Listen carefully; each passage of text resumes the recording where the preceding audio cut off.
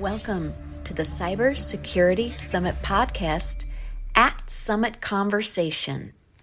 The lives of people better through the use of technology. So we're behind the scenes at the Cybersecurity Summit, and we've snuck in to listen to Shawn Riley and Roy Luongo talk about cybersecurity and cyber sports becoming part of the school curriculum.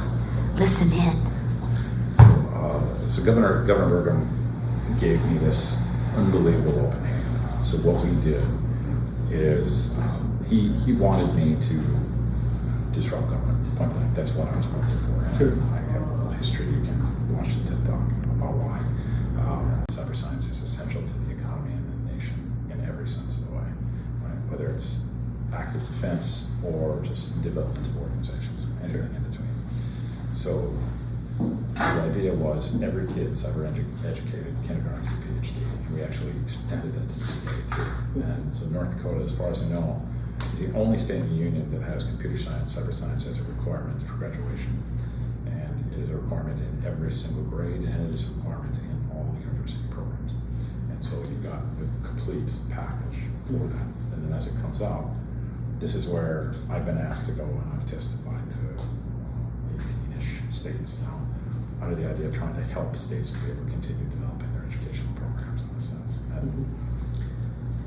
So how do we, as we were talking out there, I was talking to someone, and the conversation was, in the limited school day, how do we convince traditionalists to remove something from the curriculum to make sure this is a thing, right? Because when you look at like cyber sports and cyber patriots, these are extracurricular activities. Yes. Which means you don't have time for them to have learned these skills until they come into it. Yes. And like Cyber Patriots, right? Cyber Patriots and Cyber Go Girls Start and Cyber and all these programs. And there's a lot of good programs out there. And I'm a huge spotlight I give to the Cyber Patriots program over the years. And I've been a big, excited person on that. It's a couple of things. So one is it needs to be easier to deploy. So Cyber Patriots, as an example, I talked to several of the original developers, started the program back in 2008, guys at Cal Poly nowadays. And all the right ideas, all the greatest stuff, but it takes an educator a week, 2 weeks, 3 weeks to prepare for a game. Versus the new model, cyber sports is, I need an email address and a student's name, and that's it, right? We can get you into a game in under a minute. So the education that can begin at that point, which that's part of the deal, is changing the scalability through digitization to be able to make it so we can get to everybody much easier and faster. Take the weight off the teacher. The other side, from just a pure curricula standpoint, one of the examples that we saw in multiple places is Liberty Elementary. It's in the north side of Bismarck, North Dakota, second grade class, and I had this story that I told the legislature that got us a $70 million funding. When I told the story, I'll give you a different aspect of the story.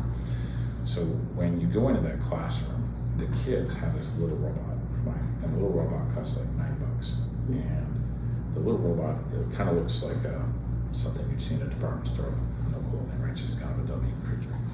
Well, the kids choose a character from history, right? And then they make the clothing for the character, and they dress it up in that clothing, and then they have a little USB cable that comes off the back and plugs into the laptop.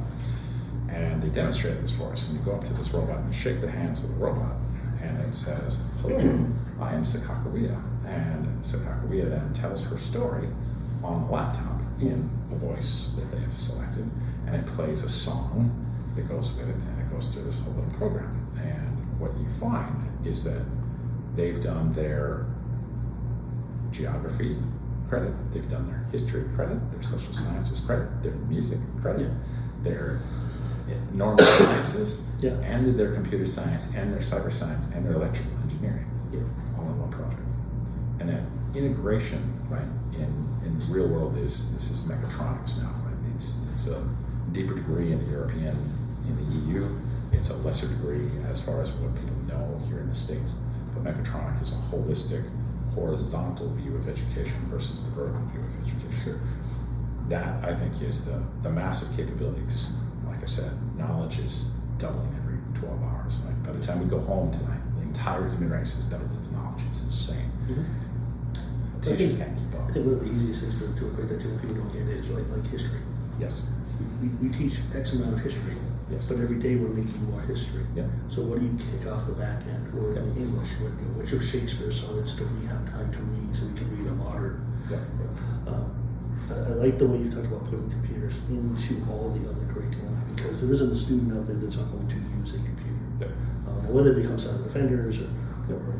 from my background, cyber offensive operators, those type of things, those may be the niches. Yeah.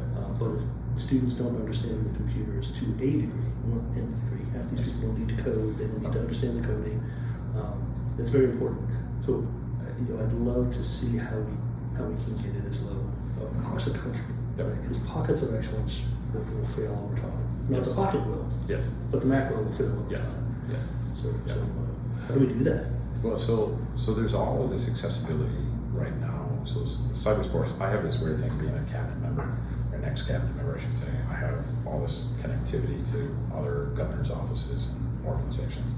So we've been invited to go to Florida and play. Officer Ron DeSantis invited us back when we come to play pre-hurricane. So but Texas, Arizona, Alabama, Arkansas, et cetera, et cetera. We need to be able to have some funding body for the sport aspect of this, because that's the one thing. We're a 501c3, it's a not-for-profit, we're completely dependent on donations. But a certain aspect of funding so that we can offer this gamification, it augments in so many ways. Did you talk to any of the coaches in the cybersports room yet? I believe I did. Yeah, I talked she's to got the Wayzata Compass group. Okay. Yeah. Most of the coaches are science teachers, math teachers, something of that nature. Most of the coaches have almost no background in cybersecurity whatsoever. Sure. And they go, how do I teach this if I don't know it? Right? And we go, you don't need to, right? You need to guide, right? And point them in a direction. Point the compass, we're going north, but hey, there's gonna be a tree in the way and a river in the way, and it's okay, right? But we create an environment where the teacher can feel comfortable not knowing, and they give that capability to the student through all these systems that are run by experts. Right? And we have the knowledge base comes from the 3 largest cybersecurity companies in the world. They've created the knowledge base. They've taken their names off it so that the knowledge base you're seeing is generic, and there's no company names all over the stuff trying to sell their product. Sure. They're simply trying to go, here's the knowledge, let's go. That can be a humongous advocate, right? But we create the sport because people love competition. They love to come and see their kids play. They love to, be able to, go, oh, hey, we're winning, And that room right now, right? I mean, you see all the scoreboards, and they're I grew up going. in the latter part of my adult life. It's where I raised, where you grew up. Doing the CTFs, there's the Simmons Institute, so the Pico CTFs, so the advent of code, or any of those things. And that dopamine hit, right? It really, it gives you the high and it instills the knowledge. Yeah, and that's the amazing part, is just even the kids who are on the bottom end of the team scores, right? They're still bringing in the same knowledge base. They might not score as high because they're not as fast at it, and they aren't there yet. Sure. That's okay. But if they're crossing, like today's game, if they're crossing 2,500 points, they've actually already learned all the skills necessary to be a threat intelligence person. Right? That's insane, right? When you cross 3,200 points, they've learned all the skills necessary to be governance, risk, and compliance. So let me ask you one question. Yeah. In the background, because what you just said, Yep. saying based off point totals or questions answered, you can define a work role. Have you mapped these to like the NIST work roles or the NICE work roles and so forth? So we actually did that within the guidelines to begin with. Awesome. So our education profile, so if you take like the NIST 863, 865 modeling and you set that right, then there's also an education profile that's under the Department of Education. It's kind of a similar but different. You map these two together, and I can show you the whole curriculum if you want to see it. But I've got I'd love to see it. I'm not saying no, I think it's Yeah. amazing. And I've done some of that workforce development within the Army. I helped develop their cyber OS that became a branch, those type of things. And a lot of people don't understand the rigor of the background of taking, KSAs and ELOs and TLOs and mapping, multi, associations of that question. If they answer that question right, it maps to these 4 different areas that they have knowledge base in. You know, being able to go the other way. What do I need to do more knowledge? Okay, I need to add questions Yep. that kind of map to these ones because they haven't touched them. Yep. That's Yep. amazing. And at the end of the day here, when they hit about 2:30, so we'll break scores at 2:30. The oversight team will sit back and double check all the scores and then go through in the ranking and everything for the award ceremony that happens at 3. But the in between, our master of games will kick off for the ground command, and ground command is Roman today. And Roman will be up there and he'll walk through a bunch of those questions. And it's like, this question actually maps to this skill set, and this question maps to that skill set. That's great. So No, it's awesome. It's amazing. The other thing I like in the way that this type of CTF, this kind of Jeffrey style CTF, as I would call it, Yep. you can bring a team. Yes. You know, you can go solo, and if you're that Uber guy, great Yep. for you, or Yep. girl, great for you. But Yep. the ability to say, hey, you're really good at what we would call research, we call docent. Yep. Yep. You're a docent guy. Yep. Oh, you're the reverse engineer Yep. guy. And being able to make a team of disparate but still similar technology. Mhm. You know, but I think that's an amazing, one of the benefits of these type of challenges. One of the things that we've learned over doing this a few years now, and now expanding. So cyber sports is under a year old, but we use the Cyber Madness models to be able to get to cyber sports. So Cyber Madness is the North Dakota government version of this, and then cyber sports is the 501c3 spinoff, so we can get past the state government, get national and international. So the cyber sports has exploded out of this. We've seen the nature of teamwork vastly change from what we thought we were going to see in the first game to how we saw this work. And what was amazing is the top teams. So Red River Rough Riders has been the 2-time state champions. Mhm. And when those kids are playing, right, and it's a team of 5, 4 girls, 1 boy. This year's team will be 5 girls. Will be fun to watch these guys play. And they break up their segments, and they break it up in the same way we do with a SOC.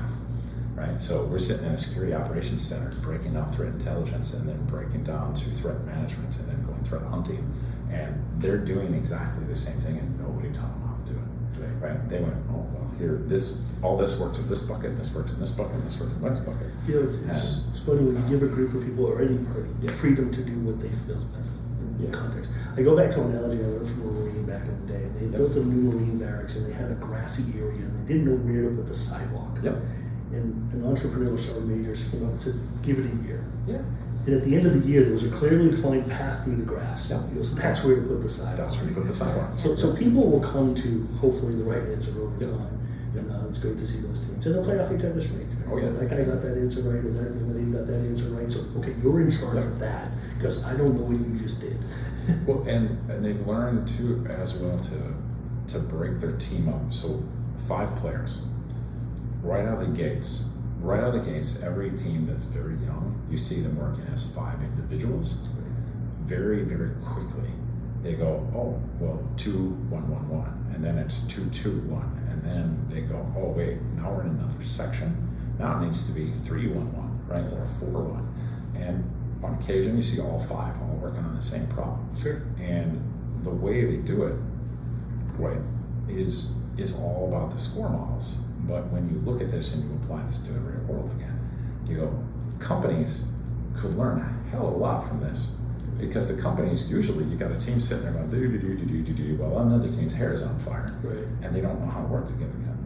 But here, these kids have figured this out on the ground, and they're acting as the different units of a SOC response or an operational response team. Sure. And, it's just amazing to sit and watch. And they figure it out really quickly. Once they've got, say, 3 to 5 games under their belt, all of a sudden, it just becomes this amazing thing to see that way. Well, you can see them. I've watched a lot of them. The newer teams are like, where do I sit? Where do I put my laptop? The older teams are like, okay, we're putting up the monitors, we're Yep, doing this. yep, You know, yep. and they understand. They what need to even know do. which way they want them to face. Right. They're like, monitors this way? No. We want them this way Right. because we want right This one has angles to be, between this this group one and has this to be group. Yep. vertical, so Yep. I can do my code, right? Yep. And you can kind of gauge the skill by looking at, okay, that team's new, Yep. that team's been around the block a Yep. couple times. Yep. Absolutely. We see it all the Yep. time. Yep. Well, thank you guys for letting us sit in on your behind the scene conversation, and we got to get back to cyber sports, don't we? Awesome. Yes. Great. Thanks for joining us today at the Cybersecurity Summit podcast. See you next week. We invite you to join our Cyber Pro community on LinkedIn at Cybersecurity Summit.